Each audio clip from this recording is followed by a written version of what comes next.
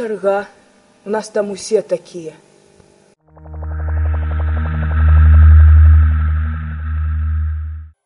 Гэта было тады, 10 год назад. Гэта і цяпер са мною, оно заўсёды са мною. Мы жылі ў маленькім горадзе Прыпяці, у самым гэтым горадзе. Вось жывеш ты, звычайны чалавек, і ўсё ў цябе добра. Раз у год ездзіш у адпачынак, ходзіш на працу, атрымліваеш сярэднюю зарплату. І раптам ты ператвараешься ў незвычайнага чалавека, у дзіва. Усе хочуць цябе зразумець, а ніхто не можа. Усе пытаюць, а як там было? А што ты бачыў, як гарэла станцыя? І наогул, ці могуць быць у цябе дзеці? Могуць! А было ўсё так. Па радыё аб'явілі, катоў браць нельга. Ну, я катаў чамадан. А ён упіраецца пад рапа ўсіх. Рэчы браць нельга. А я і не буду браць рэчы, навошта яны мне? Я павінен забраць толькі адну рэч, гэта дзверы ад сваёй уласнай кватэры. Дзверы пакінуць не магу. Мае дзверы гэта мой талісман. На гэтых дзвярах усё маё жыццё. Ведаеце, калі памёр бацька, маці казала, што па нейкім там звычаі нябожчыка трэба класці на дзверы яго ўласнай кватэры.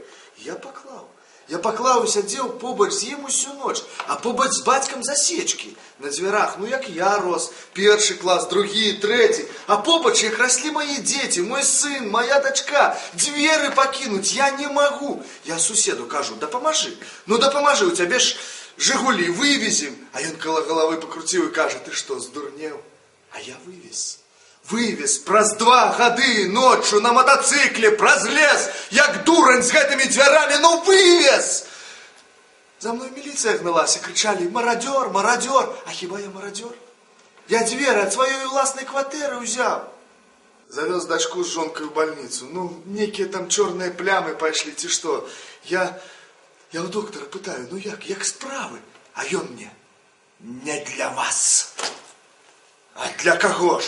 Для каго ж?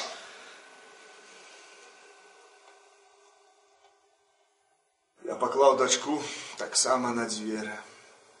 А тыя дзверы, на якіх калісьці ляжаў мой бацька. Паклаў і сядзеў побач з ёй усю ноч. Чакаў, пакуль не прывезлі маленькую труну.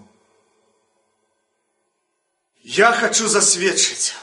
Мая дачка памерла ад Чарнобыля. А ад нас вымагаюць, каб мы гэтага не памяталі.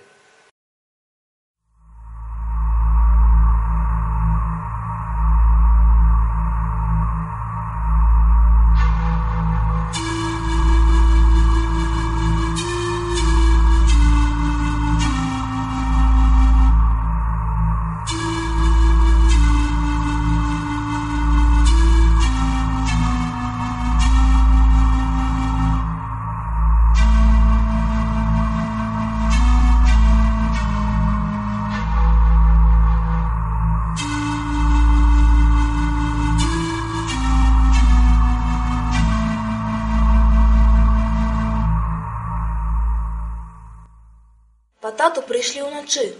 Я не чула, як ён збіраўся. Я спала.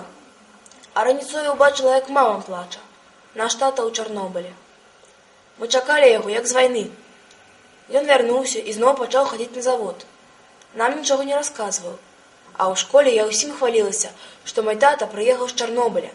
Ён ліквідатар. А ліквідатары гэта тыя, хто дапамагаў ліквідаваць аварыю. Героі. Хлопчыкі мне зайздросцілі. А праз год тата захварэў. Аднойчы мы хадзілі па бальнічным скверы, гэта было пасля другой аперацыі. І вось тады ён першы раз загаварыў пра Чарнобыль. Яны працавалі непадалёк ад рэактара. Было ціха, мірна, прыгожа. І ў гэты час штосьці адбывалася. Цвілі сады. А для каго яны цвілі? Людзей у вёсках не было.